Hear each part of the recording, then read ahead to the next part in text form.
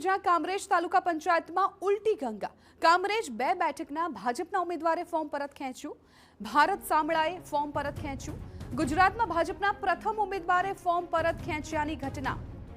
આદિવાસી સમાજે દબાણ બનાવ્યું હોવાથી ફોર્મ પરત ખેંચ્યાની છે વાત। આદિવાસી સમાજના હોદ્દેદારોએ આપી હતી રાજીનામાની ચીમકી। આદિવાસી સમાજ સામે ભાજપ ઝૂક્યું છે। પ્રધાન પ્રફુલ્લ પાનસુરિયાના મત વિસ્તારમાં ઉમેદવારે ફોર્મ પરત ખેંચ્યું। મૂળ ગીર ગઢડાના ભારત સાંભળાને ભાજપે ટિકિટ આપી હતી।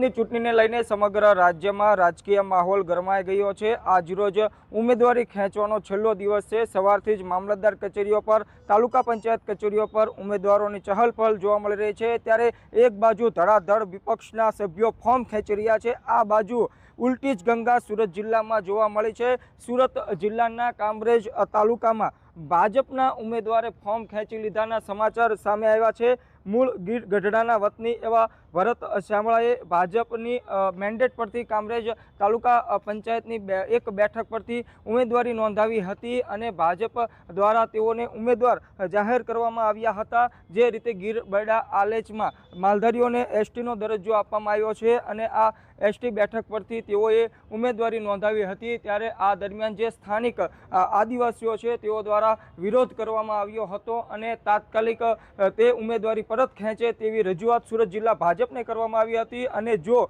આ ભરત સામળા ઉમેદવારી પરત નહીં ખેંચે તો દક્ષિણ ગુજરાતમાં ભાજપને મોટું નુકસાન થશે અને જે આદિવાસી મોરચાના જે હોદ્દેદારો છે તે બપોરના 3 વાગ્યા સુધીમાં ધડાધડ રાજીનામા મૂકી દેશે અને આનું મોટું નુકસાન ભાજપને થશે તેવું સ્પષ્ટ રીતે ચીમકી આપી દેવામાં આવ્યું હતું। ત્યારે જે રીતે આદિવાસી સમાજના આગેવાનો, આદિવાસી સમાજના ભાજપના નેતાઓએ જે ચીમકી આપી અને જેને લઈને આખરે સુરત જિલ્લા ભાજપ ઝૂકી ગયું છે। સુરત જિલ્લા ભાજપે જે ભરત સામળા છે તેઓ પાસેથી ઉમેદવારી પરત ખેંચાવી લીધી હોવાનું હાલ સામે આવી રહ્યું છે। ત્યારે જે રીતે ઘટના બની છે, જે રીતે સુરત જિલ્લામાં ઉલટી ગંગા વહેતી થઈ છે, જેને લઈને રાજકીય પારો ઊંચો આવી ગયો છે અને જે અહીંયા જે ભરત સામળાની જે સીટ હતી ત્યાં જે વિપક્ષ છે તેનો સીધો ફાયદો થયો છે। ત્યારે આગામી દિવસોમાં કેવા પરિણામ પર આ અસર જોવા મળે છે તે જોવાનું રહેશે। મેહુલ ભોકાળવા, TV9 કામરેજ।